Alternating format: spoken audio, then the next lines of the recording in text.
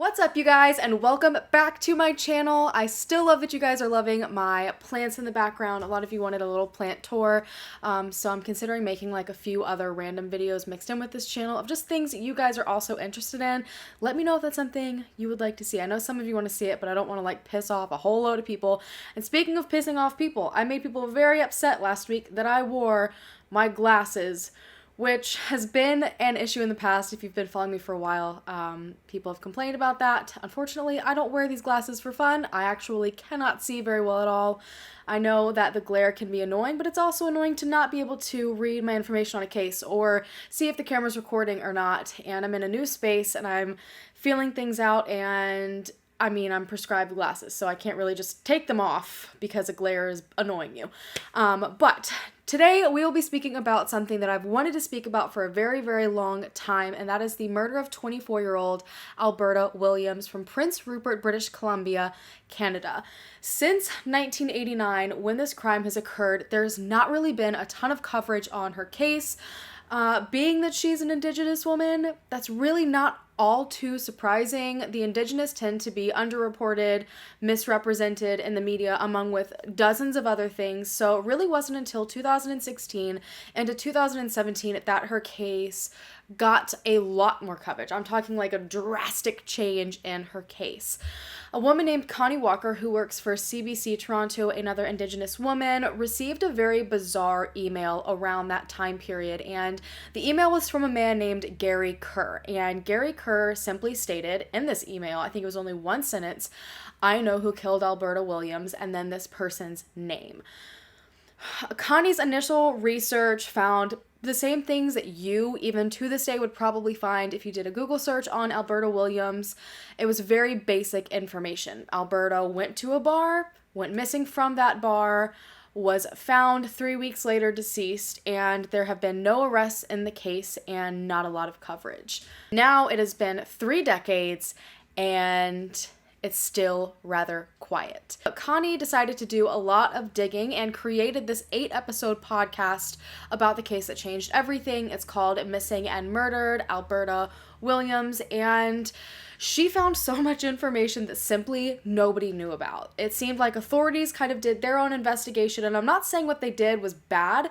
Actually, considering a lot of cases, I think they did a pretty good job, and more of a job than a lot of different police officers have when it comes to Indigenous missing women.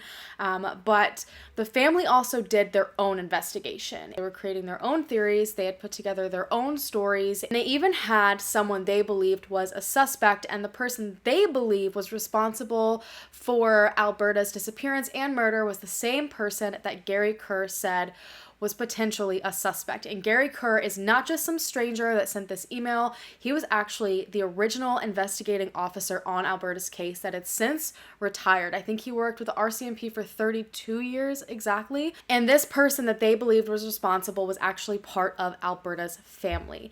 Now, we tend to see the story of a murder from the viewpoint of the victim's family, but it's really not all that often that we see and hear what victims' families have to say when the potential killer is one of their own, like an actual family member that they have known and been around most of their life. This is a topic that's always been very interesting to me because it's an entirely different viewpoint with a whole list of challenges, especially when it remains unsolved.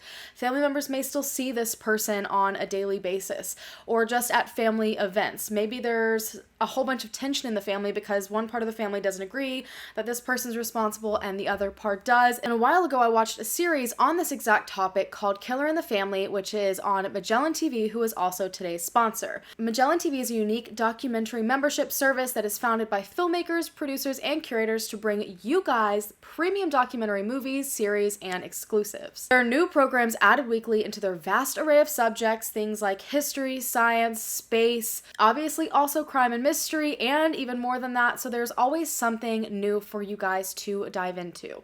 All of Magellan TV's documentaries stream with no interruptions, and there are even some programs that you can watch in 4K at absolutely no additional cost, which is one of my favorite perks about Magellan TV.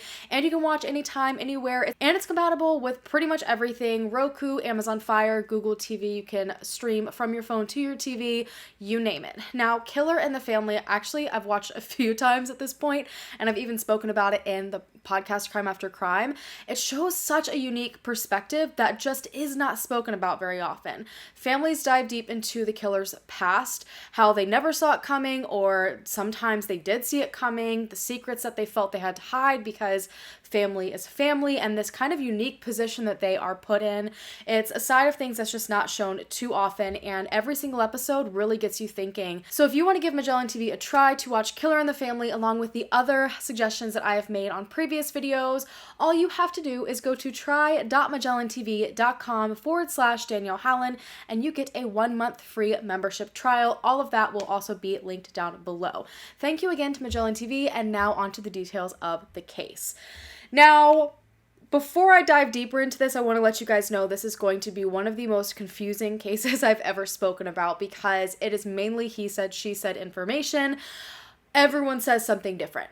And there's like a million everyones in this story. There's a lot of different people involved. So buckle in. You're going to be confused. A lot of the questions that you have at the end of this, I still have right now. So this is definitely not like a tied up with a bow case that makes sense-ish by the end of it. You're probably going to be very confused and have a lot of questions. Alberta at the time was 24 years old, and she was living in Vancouver at the time with her boyfriend, and she was attending university. Her sister Claudia also lived in Vancouver. They didn't live together, but she was very close to her family, very close to her sister, so they spent a lot of time together, and they decided that the summer of 1989, they were going to do what a lot of different people did to make money. They were going to go back where they were from, which was Prince Rupert. Prince Rupert is a very small fishing community, and it's kind of in the absolute middle of nowhere. It's a task and a half to even get to this place, but that is what made it so unique and perfect for what they did. There was a huge business in fishing. There was a fish cannery, and workers, many of them, and mainly most of them Indigenous, would come during the summer to Prince Rupert to work these different jobs for some quick money. And it was not necessarily an easy job. You would work 15 plus hours a day. But it was kind of, it seemed like tradition. Like everyone in Prince Rupert, even if they moved away, that's what they did in the summer. They came back to Prince Rupert, so it was almost like this big reunion with people you'd grown up with your whole life, and you also were typically working around your family, so it wasn't that bad. You got a lot of money, and then you were able to go back to the larger cities that you permanently lived in, and that was that. It was a tradition after working either on the fishing boats or in the cannery to after work go with coworkers to get a drink at a local bar, and then it was even more of a tradition to go on the last night of work for the summer. It was like this big shebang before everyone went their separate ways. And usually they wouldn't be seeing each other again until the following summer, and that is exactly what happened the night of August 25th, 1989 into the morning of August 26th.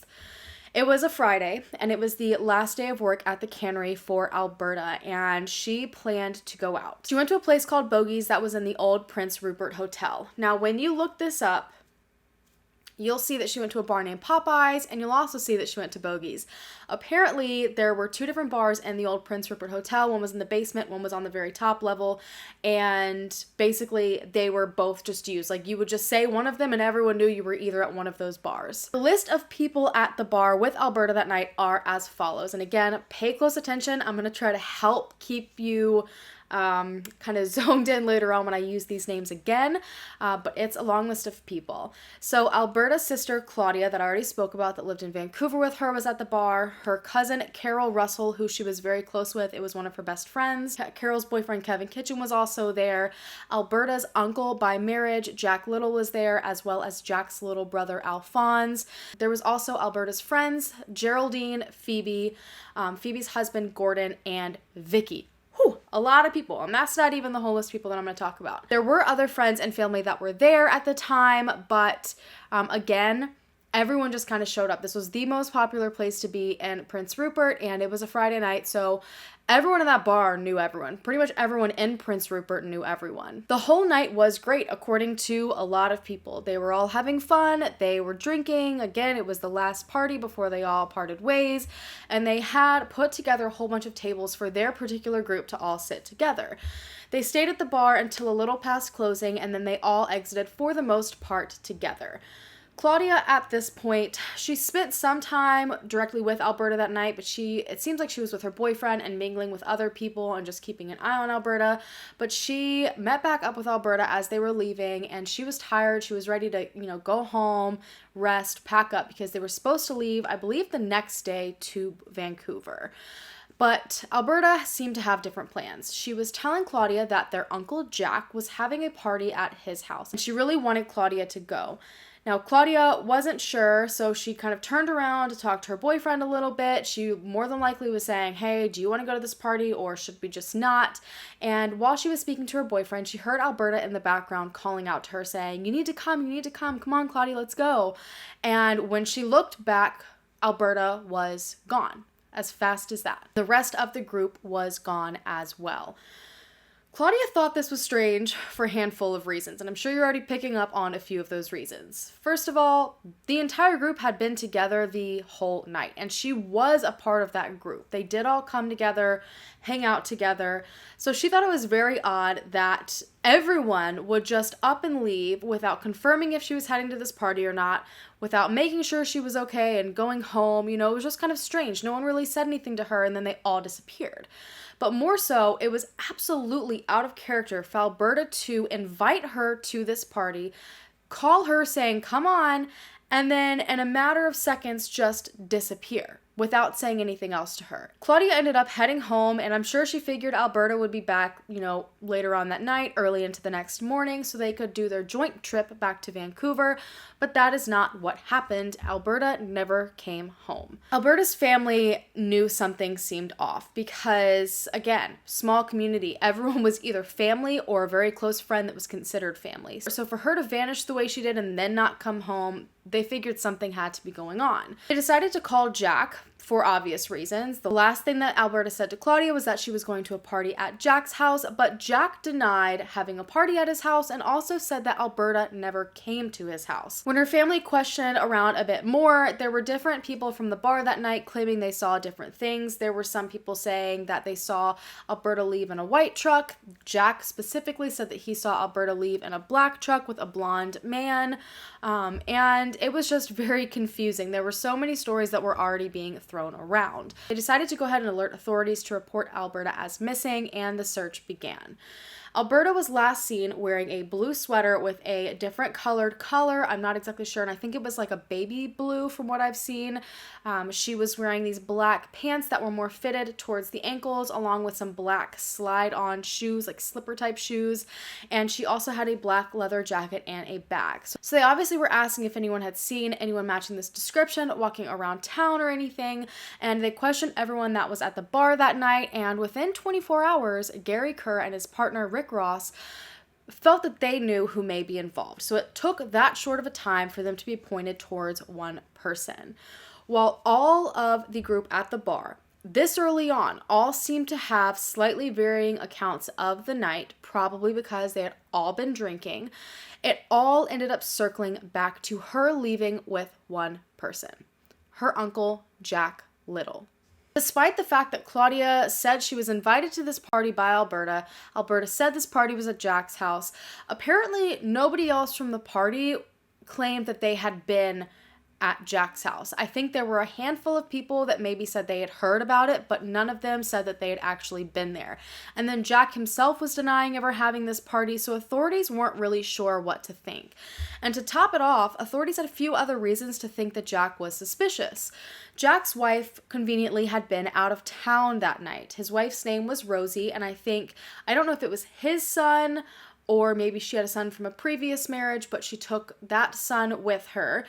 She actually went to the reservation where Alberta's grandmother lived. There was going to be a party held for Alberta's grandmother that Saturday following her disappearance, and they just went a little bit early for that. Authorities went around Jack's home and spoke to a few of his neighbors to see if any of them remembered hearing or seeing a party that night, and from what I know, every single person said they didn't see or hear anything at all. The idea that Alberta invited Claudia to this party with her uncle and then somehow didn't go with her uncle and within seconds got into the car with some white blonde man just really wasn't making a lot of sense. Alberta was very, very shy until you got to know her. That's what everybody said. Alberta was shy, but when you got to know her, she was a fireball. She was so hilarious, so happy.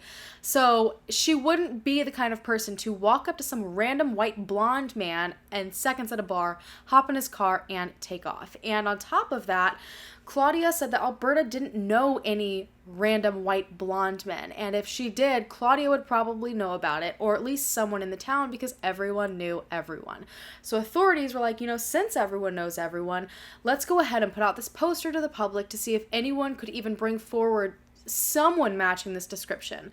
So they put out a flyer saying, does anyone know of a white man with long blonde hair that, might have been at the bar that night, or just lives in Prince Rupert or works in Prince Rupert, that drives a black truck? And not a single person came forward to authorities with any information. And that's kind of a big deal because it was such a small town. Everyone knew what was going on in a heartbeat. Things spread like wildfire in this town. So the fact that no one came forward seemed to be very telling to authorities. So they started to believe that this person, Jack, made up. Authorities decided to bring in a profiler to hopefully narrow down their search a little bit more, but exactly what this profiler told them ended up matching up to what their thoughts were about Jack. Now, from my understanding, and things are very complicated, and the changes in story just are going to make you feel insane by the end of this video, but I have heard one of the officers state that Jack did eventually tell them that Alberta was at his house at some point that night.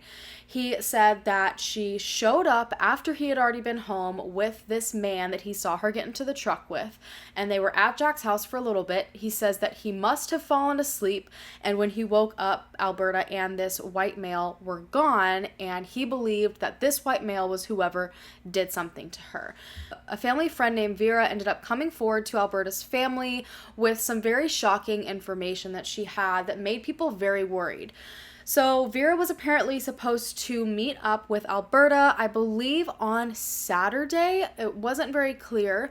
And Alberta never showed up. And at this point, Vera didn't know she was missing. I don't think anyone had reported Alberta missing yet. So she decided to go into town to look for her. Because again, that was unlike Alberta. Alberta loved her family, loved to be, around her family and family friends. If she said she was coming, she was coming. When she was in town, she ended up seeing Alberta in, I think, the passenger seat of a black car. She didn't say black truck, but she said a black car. And she said that Alberta kept pointing toward the back seat, but Vera couldn't tell at all what Alberta was pointing at. I don't think she could recognize who the driver was. I don't remember if she said it was a white male or if it was an indigenous man or a woman.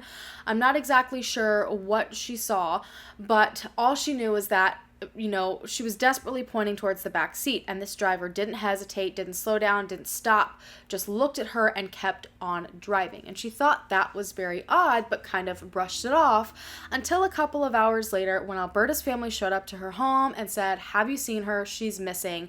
Something has to be wrong." At this point, Vera and the family, and I believe a few others, decided to go and look around the town themselves. They were speaking to people that they knew. They were going to all of Alberta's favorite places, and they just kept coming back empty-handed. But someone must have been watching them, because within a few days, Vera got a strange anonymous phone call. A woman called Vera, and she knew Alberta's parents by name, and she also claimed to have been at the party that night.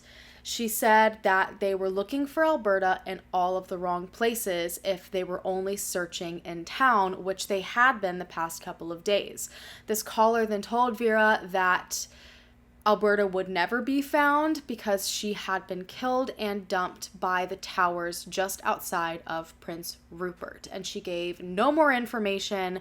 She wouldn't say where this party was. She wouldn't say who she was. She wouldn't name any other names at all. But clearly she was close enough to have seen the family searching. She was close enough to know the family by name. Vera tried to convince this woman to meet her somewhere in town to give her more information, and the woman did agree, but then she never showed up. So obviously authorities were alerted, and the family decided to gather their own search party out in this location the woman gave to look for Alberta. And despite extensive and endless searching, they came up empty-handed, and they figured that it was a fluke until late September 1989, just 3 weeks after Alberta's disappearance. A family was hiking off of Highway 16 about 20 miles outside of Prince Rupert, and one of the children that was in this family stumbled across remains, and they didn't know if it was human or animal, but they thought it looked weird, so they decided to give authorities a call. And because Alberta's disappearance had been such a big deal those few weeks, everyone kind of knew what they were going to find, and they weren't wrong. Alberta was found deceased in a boggy area, partly in the water. She was found by the Tyee overpass right beside the Skeena River. She was naked except for a shirt and bra. Now, I don't know if this was like an undershirt under her sweater or the sweater itself. I'm assuming an undershirt based on the way it's described. And she had been sexually assaulted and killed, and they have not released a lot of information about the way that her body was found to protect the integrity of the case. So those are the only bits of information that we do have. Despite searching, authorities never seemed to find the rest of her clothing. As I stated, she was wearing that blue sweatshirt with the different colored collar, the black pants that were tied around the ankles, the black slipper type shoes, and the bag and the leather jacket. Except the podcast that looked into this found something in the police officer's notes that they feel could have potentially been Alberta's clothing items that ended up being disregarded. So a couple of days before Alberta's body was found, I don't know if they were searching for Alberta or what exactly was going on, what led them to these clothes, but I know that they had dogs and they were searching for something. And they were right near the ferry terminal in Prince Rupert, and a dog found clothing. Items included a blue sweater, a jumpsuit, one shoelace, one slipper type shoe, and 2 pillowcases. And all of these items had blood on them. For one reason or another, it was ruled that these items were not connected to Alberta's case. And from what I've heard the police officers say, they said something about fights are typical, and maybe there was a fight and then someone decided to just throw the clothes out of the window in their car. But to me and everyone that was a participant in that podcast, it sounded almost exactly like what Alberta was wearing that night. The sweater, the shoe. I know that the shoelace is kind of random, the jumpsuit's kind of random, and so is the pillowcase. But had someone else been wearing that jumpsuit and got it covered in blood and had to dispose of it, and then I hear shoelaces, and all I can think of is, was this shoelace used to tie her up in some way? And that makes me wonder if they ever found evidence of being bound on her wrists or her ankles or anything. And then I think of these pillowcases and I'm like, well, she was sexually assaulted. Was there evidence on that nobody wanted anyone to get to? Or was the pillowcase used to cover her face or something during transport, or maybe so she didn't know where she was going? It just takes my mind 1,000,000 different ways, and it's very frustrating to me. And I wish I knew the exact reasons behind why this information was just totally disregarded. And from what I've seen, no one's even sure if authorities still have possession of these items, because at the time it was a missing persons case still. It was not a homicide. And the authorities have said that it probably should have been bagged up and with all of the evidence in regards to Alberta Williams, or at least in police evidence period, because it is blood-soaked clothing. But I have not seen anyone confirm anywhere if they have it or not. But I guess we won't find out unless anything further happens with this case.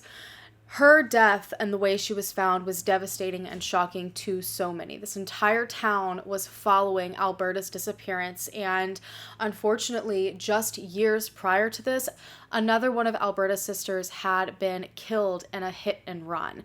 So this wasn't even the first time the family was dealing with the murder of one of their own. How on earth did a night of fun where everyone seemed happy turn into the death of a young woman?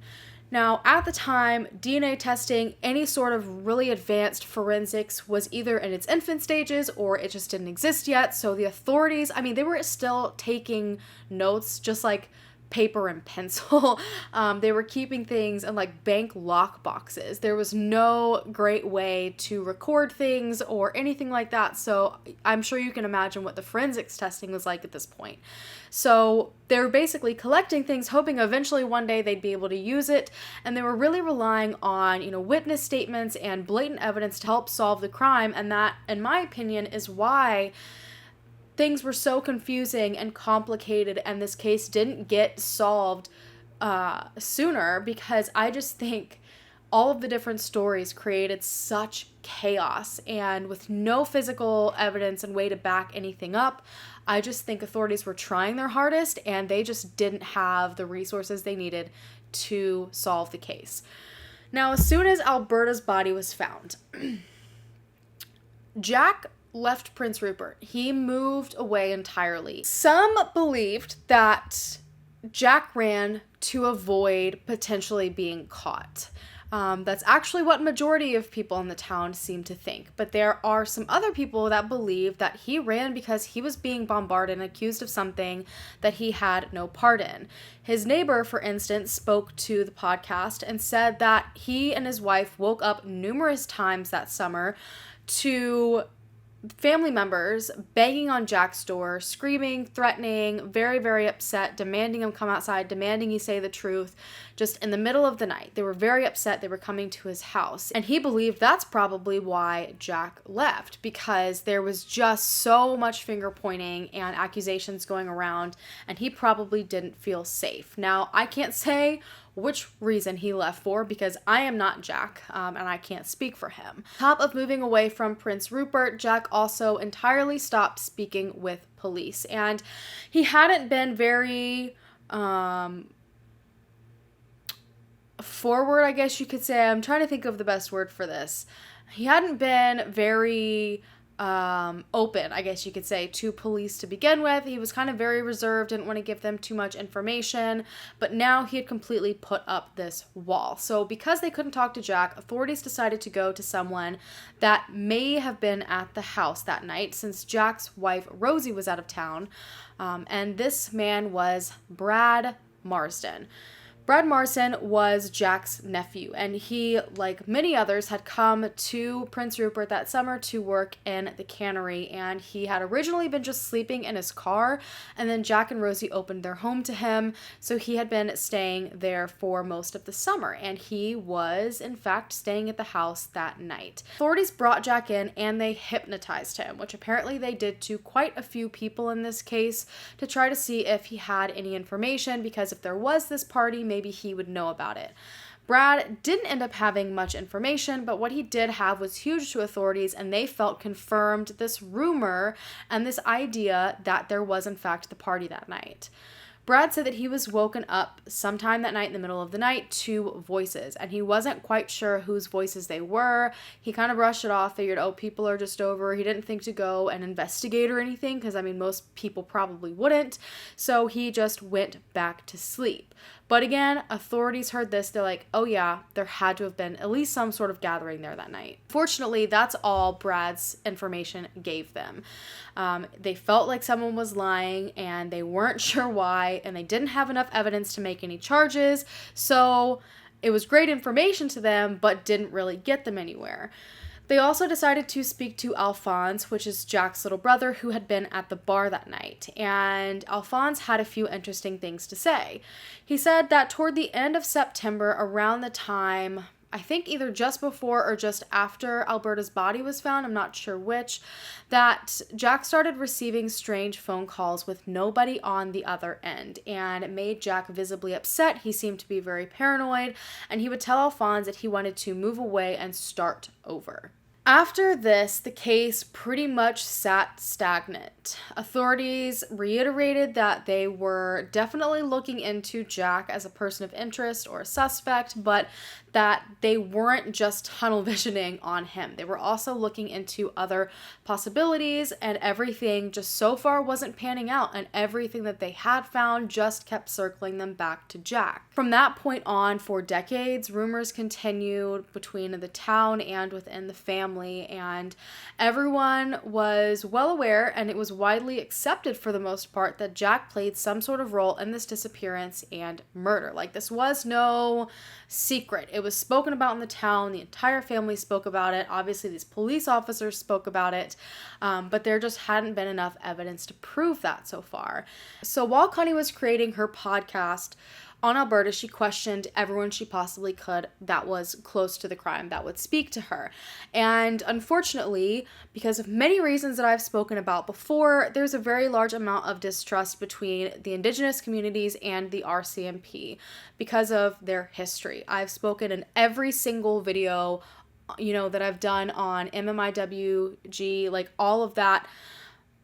I have done a brief synopsis on residential schooling and then the ways that it has trickled down and affected future generations and is still affecting people now. And I'm not going to fully go into it. I honestly suggest you watch every single one of my MMIW videos because there's a lot of educational content in there. But as another quick synopsis, residential schooling was basically the way for the government in Canada to try to achieve total assimilation. Through this schooling, they would use the RCMP to take children away from their families on reservations. The families usually had absolutely no say in this. The children were taken to these residential schools. They were stripped of their clothing. They had their hair cut and changed different. They were stripped of their culture. They oftentimes left these schools having no clue how to read, write, or speak one specific language. They were just basically thrown into a box where they were confused, sexually assaulted, physically assaulted. A lot of different effed up experiments happen in these residential schools as well. One that Jack in specific went to, he was in a school where they did this weird experiment on what would happen if you took away like nutrition and healthcare from children. So they wouldn't feed these kids and wouldn't give them proper healthcare just out of curiosity to see what would happen. It was like they were lab rats. It's a very messed up situation. It went on for 100 years. Some of these kids would escape. Some of them would, finally be done with these schools and they would no longer fit in with their families. They wouldn't know anything about their culture. They would have forgotten their families. You guys, it's a whole thing. You guys know how passionate I am about the residential schooling and educating people on that and how badly it's affected people. It's led the Indigenous population into things like drinking, prostitution, drug use, abuse, because they were just totally rattled and stripped of basic social anything. So it's a disaster. And before I really freak out and end up speaking about it for an hour, I highly suggest you watch my other videos on MMIW or just do your own research. It's messed up. And it's just created this really bad tension between the RCMP and the Indigenous community. And because of this, many Indigenous people do not feel comfortable coming to police with these situations. I've spoken about other cases where Indigenous mothers have gone and talked about their daughters going missing and they're like, oh, they're just getting drunk, having a good time, ignore it, they'll be back. There's no sense of urgency typically, and they're either ignored, disregarded, or totally shut down or stereotyped. It's just a really bad situation. So to me, it's honestly not that surprising that a lot of these stories that this podcast unearthed had never been heard before. First of all, Connie is Indigenous herself. She's Cree. And so I'm sure they felt more comfortable with her. And that's not to say that these original officers on this case were bad. I don't think they were. I think they had really great intentions. I don't think they would have disregarded anyone. But unfortunately, that is just how it's been. And on top of that, when it comes to this lack of information and this new information that came out, like I said, everything was pen and paper. So when these authorities heard stories or, it was just small snippets. And when they went through the police officers' books, they were like, some of this stuff has no context. None of this makes sense. It's just a random name written here, a random date written here, and there's just nothing to explain it. So After 27 years, basically, the officers that were originally on the case are relying on the random notes that they have in their memory. And I'm sure that after all that time, it's just been very difficult. So according to what family members had to say to Connie in the podcast, Alberta was supposed to hang out with her sister, Kathy. This is what Kathy said. Kathy originally wanted to hang out at her home and have a few drinks, but Jack ended up calling and Alberta wanted to go out, and Jack said, hey, I need a ride downtown. Why don't you take me downtown? Now, the reason that this bit of information is frustrating is because Kathy was Alberta's sister, one of the first people that she was with that night, who took her to the bar. And authorities never questioned her. Rick Ross and Gary had looked into their notes and didn't see their names anywhere. And Kathy even said that she was never spoken to, I don't believe. So that was very frustrating, and it really made people question how extensive this investigation really was. Geraldine, who was Alberta's best friend, also had some interesting things to say. She said that she left early that night. I believe she had work the next morning. But while she was there, she did in fact notice quite a few strange things. She said that Jack was acting very possessive and overprotective over Alberta. And she said it was not in a normal way. It was very abnormal. And she said it seemed as if Jack was trying to act like her boyfriend or her fiance.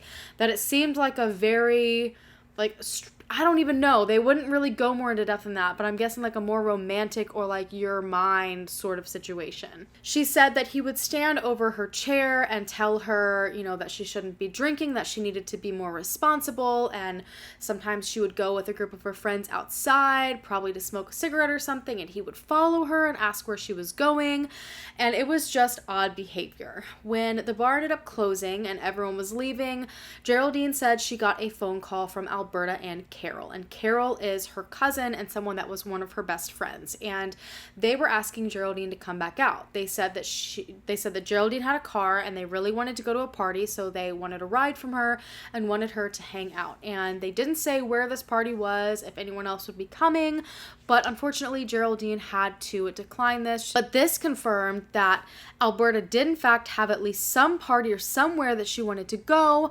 It proved that she needed a ride to this location, and also it showed that Jack might not have been the only person that she was trying to leave with, because that's all we've heard so far, but now it seems like she was trying to go somewhere potentially with Carol, her cousin. Another friend of Alberta's also came forward and stated that she saw some strange things that night. She wasn't necessarily there with Alberta from what I've seen. She just so happened to be at the bar that night, and she found it very alarming because at one point she looked over and she saw Alberta crying at the table. And she wasn't the only person that has stated this, and I can't remember exactly who the second person was, but there was a second person at the bar that night that said that it appeared as if Alberta was upset and she didn't want to talk to anyone about it or say anything. And this friend that was at the bar apparently went to check on Alberta and ask her friends, what's going on, her friends and her family, and apparently no one would tell her what was going on. So she just kept an eye on Alberta the rest of the night, and so she noticed when Alberta left, she left with Jack. So quite literally at this point, every single person for the most part is saying that Alberta was seen leaving with Jack, and a few people have said that Jack was acting strange towards her during the night. And this is 27 years later that people are still telling these same stories. Even Jack's own brother Larry said that he noticed some strange changes about Jack as well.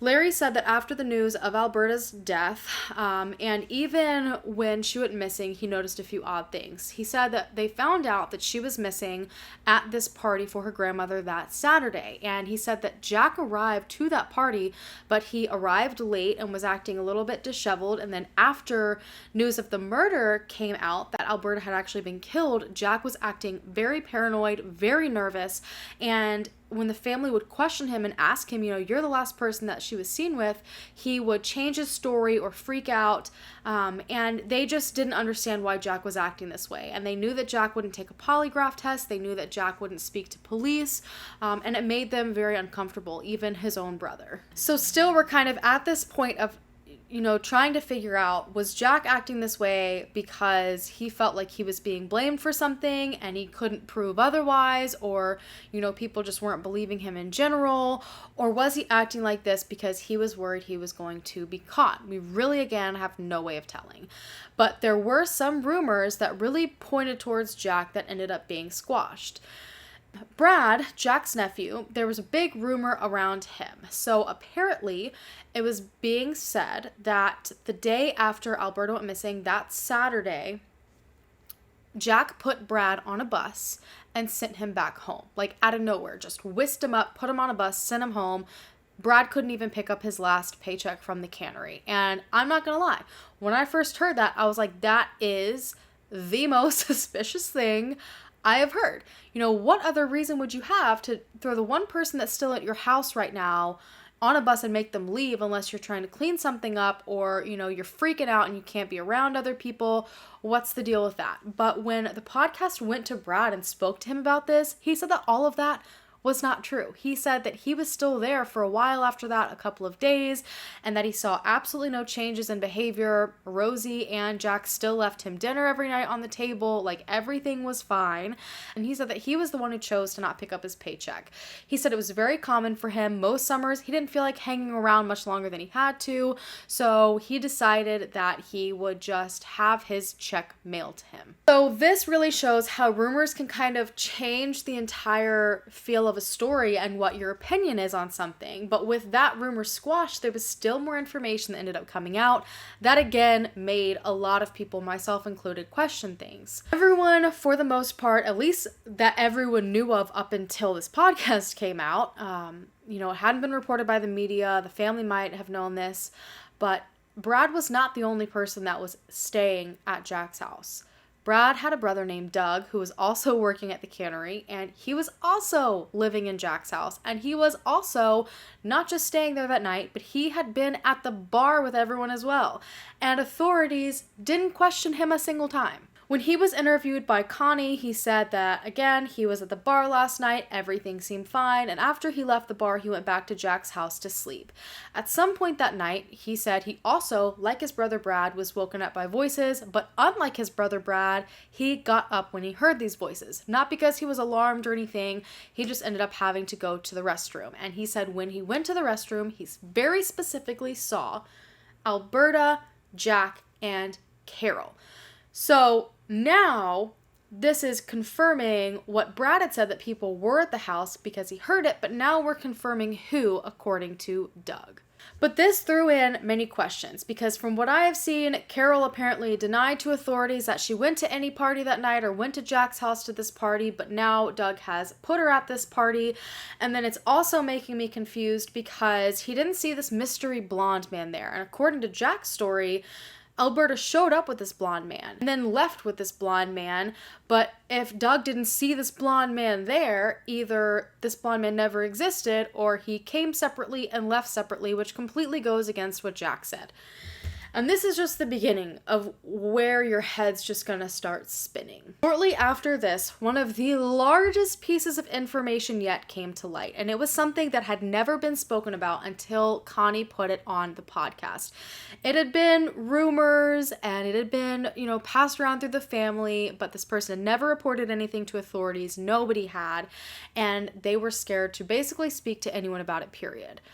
A family member named Donna, who is Rosie's sister, and remember that Rosie is married to Jack, the one that was out of town that night, her sister Donna said that she received information from someone named Amanda, and Amanda is Alberta's cousin. Like I said, there's a lot of people. I really hope I'm making this as clear as I possibly can. Promise I'm trying. Apparently Amanda confided in Donna this very upsetting and strange information, and Donna and Amanda both did not want to come forward to authorities because they were scared of what would happen to Rosie. Donna said that Alberta showed up to her home in Terrace that night in the pouring rain, and Terrace is like anywhere from 1.5 to 3 hours, I guess, away from Prince Rupert inland. And Alberta showed up with 3 men in a truck, one of them being Jack. Now, Amanda's husband was also questioned separately about this, and his name is Ed, and he was apparently also there this night, and he kind of had a different variation of this story. So it wasn't Friday night like Donna had claimed. He claimed this happened Saturday around 5 or 6 p.m. because it was right after the grandmother's celebration. He said that it also was not 3 men in the truck, but it was 2, but he still confirmed that one of them was Jack. And while Donna couldn't say who this one white man was that she saw in the truck, Ed said he did know. It was a man named Ken. Ken at the time was dating Kathy, and Kathy was Alberta's sister that she started the night off with. And Ed said that Ken, Alberta, and Jack showed up to the house looking for Amanda. He said that it was raining and Alberta was decently intoxicated. He said that Alberta had to use the restroom and they needed $20 because they needed to get back to Prince Rupert because Ed had a shift as a taxi driver that he needed to get back to. It was so certain that this was Ken because Ken actually offered him a sip of whiskey from the bottle that he was holding, I guess as thanks for the $20. Now, Yvonne, who is Amanda's sister, also corroborated this story. Amanda said the same thing. Amanda specifically remembered, Alberta running in the rain without her jacket, going to the bathroom. Amanda had to help her because she was intoxicated. And then Amanda also had to help her back into the car. And while doing this, Amanda specifically said that she put Alberta in the back of a black truck in the small back seat, and that Alberta's black leather jacket was in the back of that small back seat. So this obviously changes quite a few things. First of all, Ken was a white guy. So far, everyone said there were no white guys that Alberta hung around with, that no one could even think of some white guy in a black truck, when in reality, Alberta's sister Kathy was dating a white guy that drove a black truck. From my understanding, it was actually Kathy's truck, but she has since stated that he had full access to it, so he could use it whenever he wanted. And to top it off, they are now saying that she was alive and well on Saturday, which just throws in so many questions. Ken was also questioned by Connie, and he seemed, in my opinion, very open and honest. That's just the vibe that I got from him. He said that he was even questioned already by authorities in Alberta's murder. I'm assuming because they probably connected the dots that he was one of the few white men Alberta would have really been around, considering he was dating her sister. But he said that right after her body was found, he was questioned. They asked him to take a polygraph test. I believe he denied that because he was able to provide an alibi that he was in fact working that Friday night. But now that they had this information about Saturday and they were questioning him about Saturday, he said that no one checked his alibi for Saturday night. And he said he was working, but I mean, obviously, according to the story, he was trying to get back to his work on time, so I don't even think finding that alibi would have made a difference. They also, to see if things were matching up, asked him to describe the truck that he shared with Kathy. And he originally started to speak about a black truck with a back seat, but then he quickly changed his story, saying that it was just a single seat truck. There was no front and back seat. It was just a front bench seat. He also told Connie that authorities had come back to him just a few years ago, so like within the past few years, and asked him for a DNA sample, and he refused to give it. He said that he already had to give his fingerprints in order to have his job driving taxis, so that should be enough, and he didn't want to give the DNA. He did eventually say he would give it if they asked him again, but the people in the podcast decided to take one of his cigarette butts, so they now have his DNA to give to authorities if they ever needed it. So I guess when it comes to that, it's just a waiting game. But Ken said that he never drove Alberta and Jack anywhere, that everything that Ed and Amanda and Yvonne and Donna said was all false. Well, he said that Connie also found something strange in the police's notebooks that really made them believe Ken wasn't being truthful. In the few days after Alberta disappeared, Kathy came to authorities and said that she found Alberta's black leather jacket in the back of her truck, which confirms a few things. There was in fact a back seat, and her jacket was there. So Amanda could have seen this black jacket in the back of this truck, and that could confirm that this truck was in fact Kathy's, which means that if it was being used, it had to have been driven by Ken.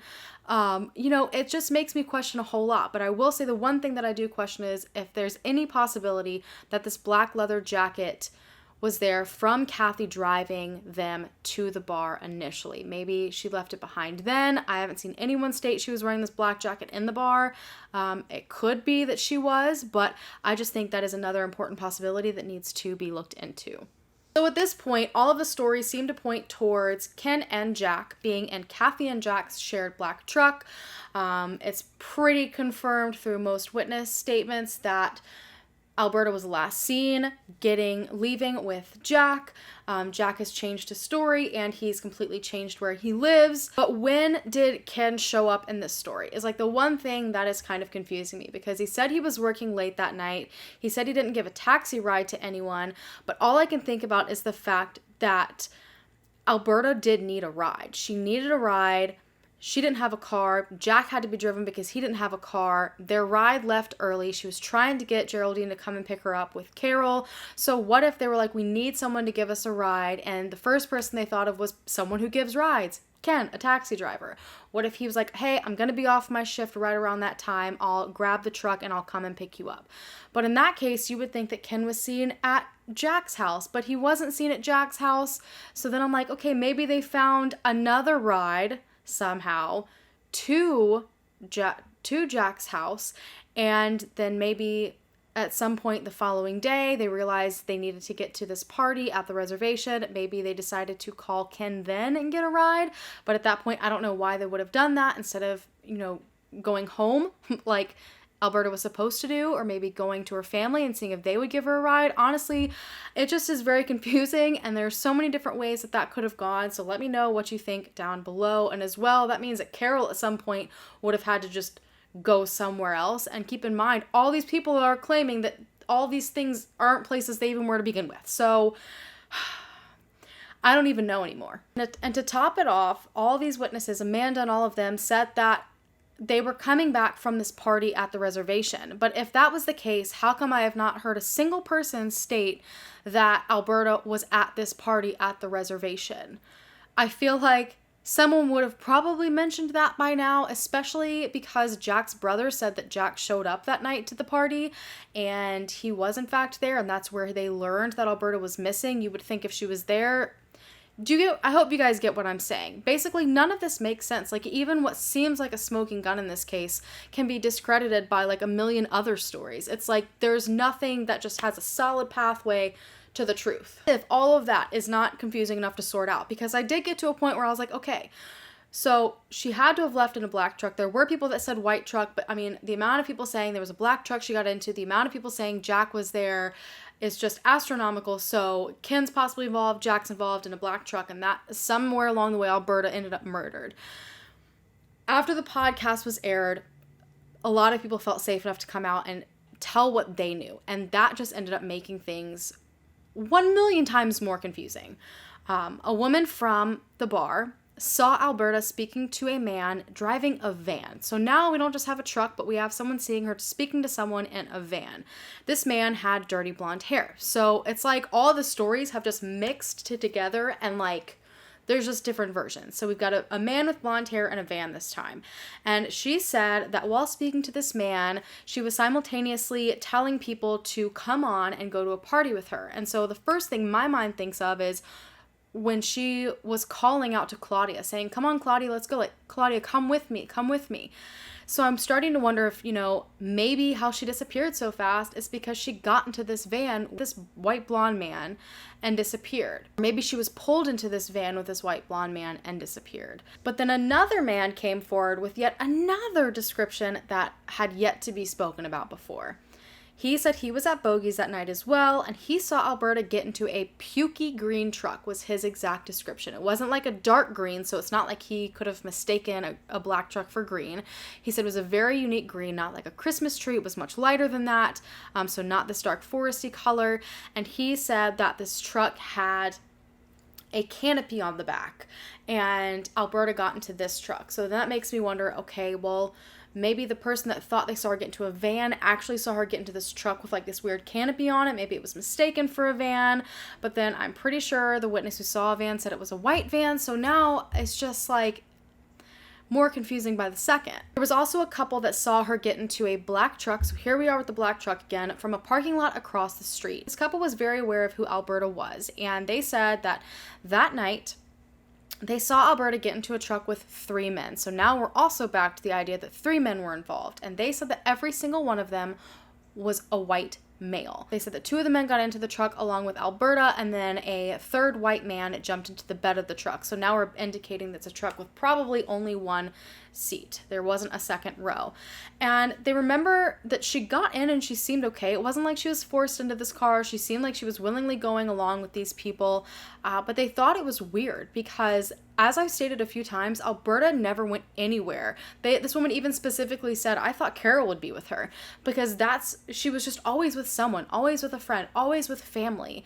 So the fact that she was hopping into the truck alone with 3 men was very alarming for this couple. There was also a fellow cab driver that ended up remembering something, and it was after Connie decided to get in contact with Ken's employer to see if they require DNA testing or anything like that for their cab drivers. And this random cab driver that had worked with Ken all these years came and slipped a note to his manager, to the, owner or manager of this company. And he ended up coming and speaking to Connie and saying that he delivered alcohol to an apartment, a 2nd floor apartment, that Friday night. Now, he didn't remember if it would have been before Alberta and everyone went to the bar or after, but he specifically remembered dropping off alcohol and cigarettes. And he remembered there were 7 or 8 people inside of this apartment, including Jack, Alberta, Ken, Kathy, and then 2 or 3 men and a woman he didn't know. And he did state he originally believed it was Ken and Kathy's apartment, but Kathy confirmed that she lived at a completely different address at the time. So now we're to the point of, when in the heck did this other random party with these 4 random individuals come up? Nobody seems to know whose apartment this was. Even Alberta's own family, from what I've seen, hasn't come forward and stated anything about, this party. I don't know if they've even confirmed it or denied it. We just have heard that it existed. He specifically remembers making this run to them.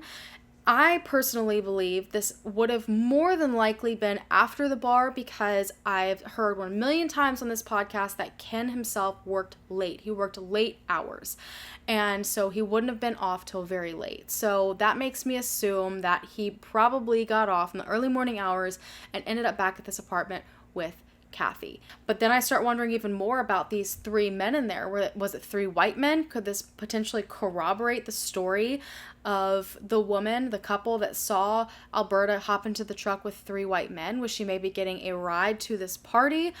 Did maybe Jack or Kathy send these guys to go pick her up and bring her back? But at that point, Jack would have been with her, so why wasn't Jack in the truck with her? I can't wait to see what you guys have to say in the comments, because I know you guys are going to go off with different theories and opinions that you have on this, and I feel like this is one of those where you could sit down and come up with about 15 different scenarios and theories in just like 5 minutes surrounding one of the small bits of circumstances. And then I also question if this party at this apartment was after the bar. Like, where did Carol go? Or like, where did she come from? Did they go to Jack's house after being at this apartment and then Carol showed up there? Or like, did she just not go? Was Carol the one woman that the guy didn't recognize? Honestly, I have absolutely no idea. This is just such a frustrating case, and it's upsetting because everyone, I believe, has great intentions and everyone wants their story to be heard, what they saw to be heard, but all of these different accounts are varying. And all I can think of is I've watched quite a few different videos and demonstrations, even one at CrimeCon, about the validity of like eyewitnesses and people's memories and what they retain and how it can differ within just a few moments. This is gonna sound ridiculous, please don't laugh at me, but I watch this YouTube channel called Brainchild with my kids all the time. If you have kids, highly suggest it. But they actually have one on your memory and how quickly you can remember things different or think you saw things that are there. Even if you and someone else see things at the exact same time, you see the exact same thing happen in front of you, split apart, wait like 5 minutes, and typically those 2 people are going to say entirely different things. So It just goes to show you how these eyewitness accounts can very easily and quickly go wrong, no matter what the intentions are, even if it's the most pure intentions to exist and the entirety of the universe. When you add decades to that and the fact that this information may be combined with other rumors that they've heard or stories that have been told, it's kind of hard to figure out what the real true memory is and what's been tainted by years and change of memory. And unfortunately, because there just doesn't seem to be a lot of physical evidence, like I was saying earlier, like in the lack of the ability to test forensic evidence that they may have had originally, because there were so many people involved, it's like a game of telephone, and things can so easily and quickly be slightly changed enough to where it's kind of hard to follow any true pathway. And unfortunately, I think that's exactly what has happened in this circumstance. But the one thing that still sticks out to me in all of that is there's still common denominators, and I think those common denominators are the ones that need to be really honed in on. Honestly, authorities know this, and I'm sure that's what they've done, but I think despite those small variances, that there is truth within all of the stories. Family and much of the community, along with the two original officers, still will very boldly say that they believe Jack is likely responsible. Unfortunately, Jack would not speak to anyone in the podcast. He has had a lawyer for an extended period of time now, and anyone that's attempted to speak to him about this, he's directed to his lawyer. I do not believe he has spoken with police since then either. I don't know if they've asked him for DNA or asked him for another polygraph. I'm assuming even if they did, he has not given it to them. And while there's not been physical evidence so far to prove he was involved, I think there is a lot of information that cannot be denied, like the fact that he is blatantly stated there was no party, yet he was seen by his nephew at his house with a few other people drinking, having a good time. Like the fact that a taxi driver saw him at another apartment with all these people having a good time. Why did he feel the need to lie about those things? There's a lot of people as well that believe Ken was potentially involved, the taxi driver that had known him this entire time, so there's no way that he wouldn't hurt anyone.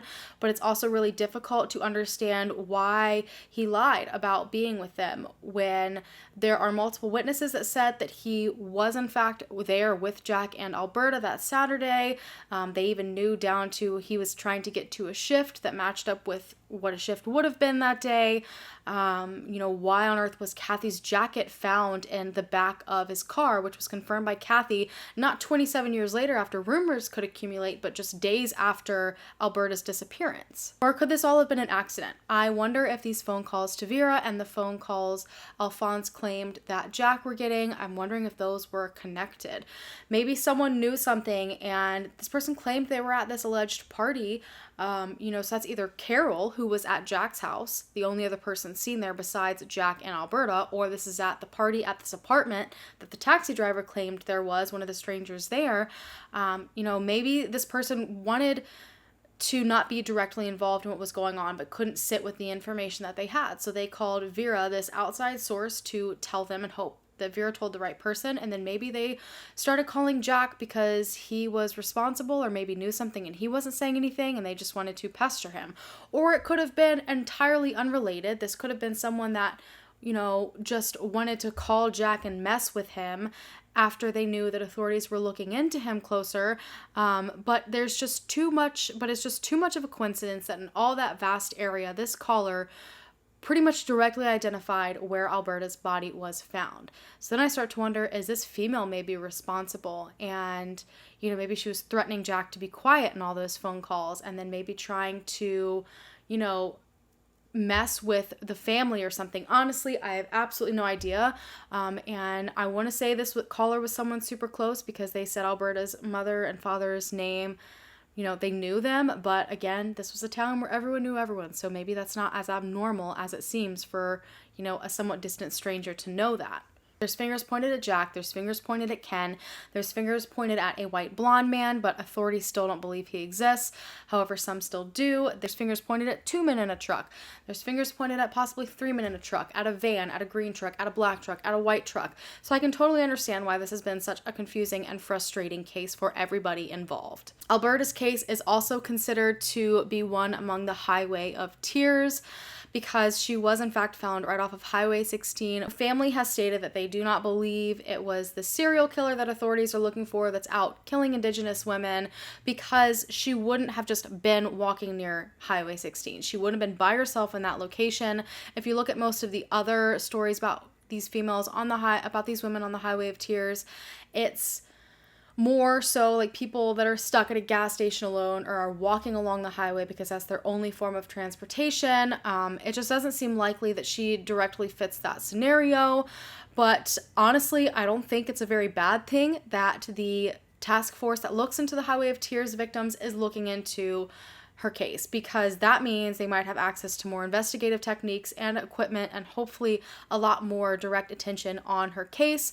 But unfortunately, it has been 3 years since this podcast was released and I have seen no new information. You still can't find any information online about this other than the podcast. So I owe a huge thanks to the podcast for all of this information that I got today. I urge every single one of you to go listen to this podcast. It's one of my favorite like subject podcasts that I've listened to in a very, very long time. I like the way that it's set up.